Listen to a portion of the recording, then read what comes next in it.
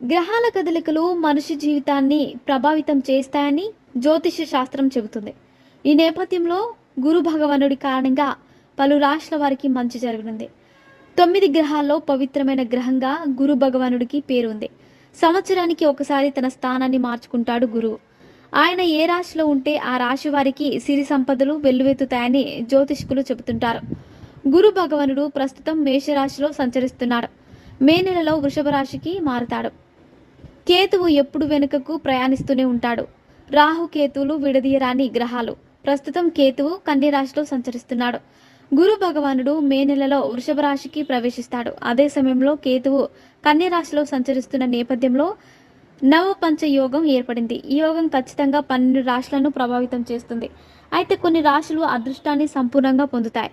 వృషభం, నవపంచమ రాజయోగం వల్ల అనుకూలమైన ఫలితాలు పొందుతారు. ధనానికి లోటు